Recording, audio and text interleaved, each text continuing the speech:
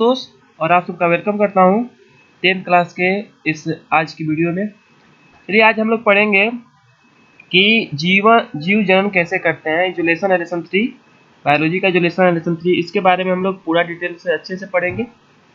और हमारा जो रिक्वेस्ट है आप लोगों से, सब लोगों से, कि जो हमारा लेसन 3 है इसका वीडियो हम पार्ट वाइज अपलोड करते जाएंगे और उसको आप लोग पार्ट वाइज देखते जाइए, ठीक है।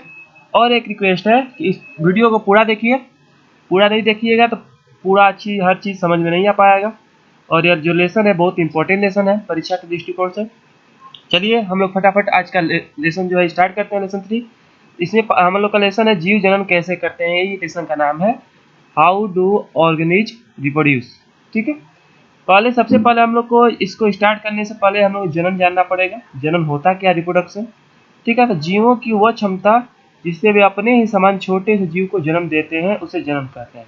यानी कि प्रत्येक जीवों में एक क्षमता होती है, ऐसी क्षमता होती है जिससे वे अपने जैसे छोटे से जीव को क्या करते हैं, जन्म देते हैं।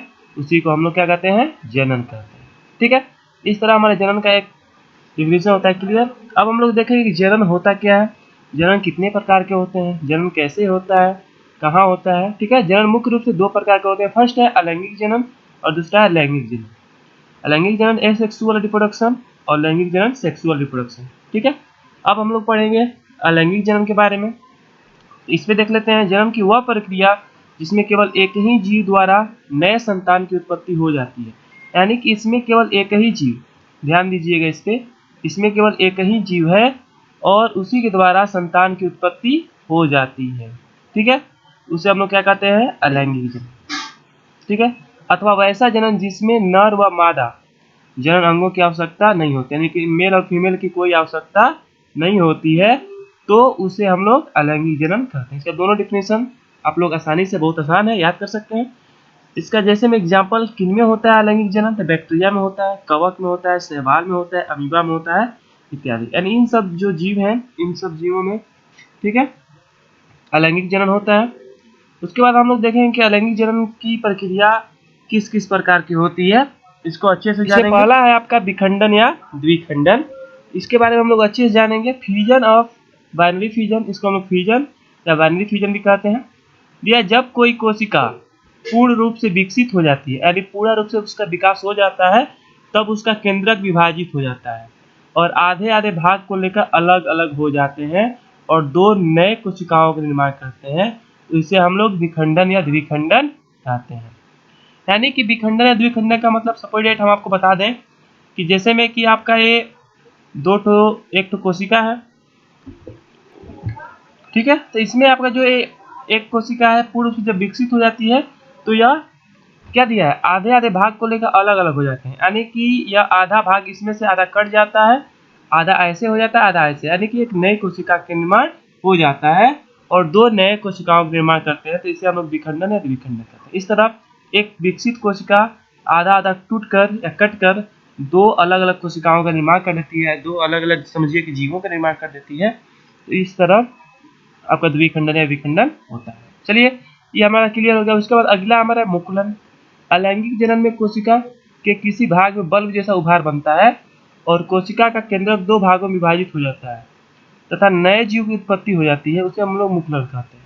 यानी कि कोई एक जीव होता है जिसमें क्या होता है, मुकुलन जो क्रिया होती है, ठीक है, अलग प्रकार के जीवों में होती है। विखंडन या द्विखंडन आपका अमीबा में होता है और मुकुलन जो होता है इसको हम लोग देख लेंगे अच्छे से, इसका फिगर के साथ हम लोग पढ़ेंगे। दिया अलैंगिक जनन में कोशिका के किसी भाग में बल्ब जैसा, मान लीजिए कि एक, उसका तो फिगर हमारे पास अभी अवेलेबल नहीं है, हम दिखा देंगे इसमें, पहले फिगर में समझ लीजिए आप लोग, ठीक है। तो इस तरह मान लीजिए कि सपोज एक कोशिका है और इस कोशिका में एक बल्ब जैसा उभार निकलता है यहाँ से, ठीक है, यहाँ से एक बल्ब जैसा उभार निकलता है और धीरे धीरे जो है बल्ब जैसा उभार होता है या बढ़ते जाता है। अब अगली जो कोशिका होगी इसमें कुछ अलग तरीके से हो जाएगा, यानी कि यह बहुत थोड़ा बड़ा हो जाएगा और इसमें भी ऐसे माने कि बल्ब जैसे आधार निकल जाएंगे, इसमें भी सब में रहते हैं, ठीक है। ये आपको देखने में मूली की जैसा लगेगा, ठीक है ना। इस तरह धीरे धीरे होते होते ये जो होता है अलग हो जाता है, कट जाता है यहाँ से और कट के एक अलग नई कोशिका का निर्माण कर देता है, ठीक है, तो इसी को हम लोग कहते हैं मुकुलन। चलिए अगला हमारा कायिक प्रवर्धन।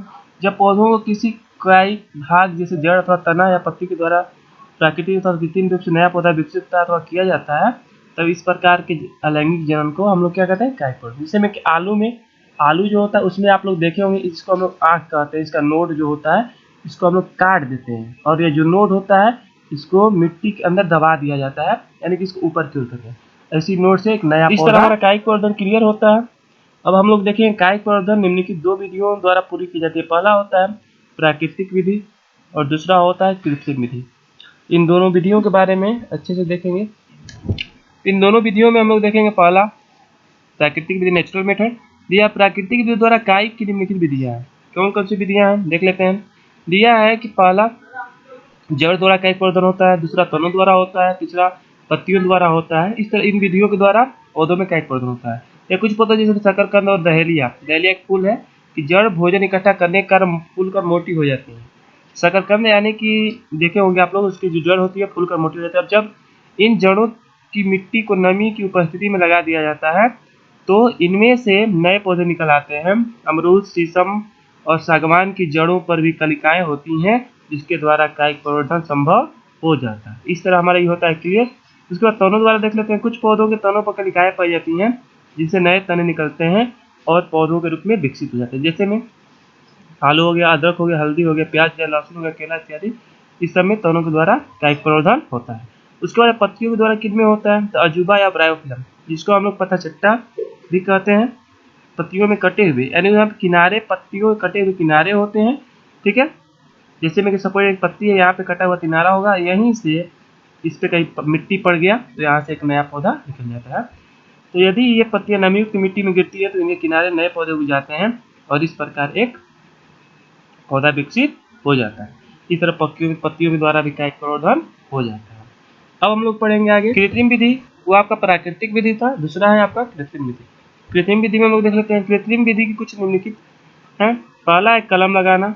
ठीक है, कलम लगाना है ग्रेफ्टिंग। प्राय नींबू, अंगूर इत्यादि में जनन हेतु इस विधि का उपयोग किया जाता है। ग्रेफ्टिंग में कलम लगा के, कलमी जिसको हम लोग कहते हैं, कलमी लगाकर इसको नया पौधा निकाला जाता है। कार्तन विधि गन्ना, चाय, गुलाब, अनानास, ठीक है, कैक्टस इत्यादि में कायिक प्रवर्धन की इस विधि का उपयोग किया जाता है। कर्तन मतलब काट काट के।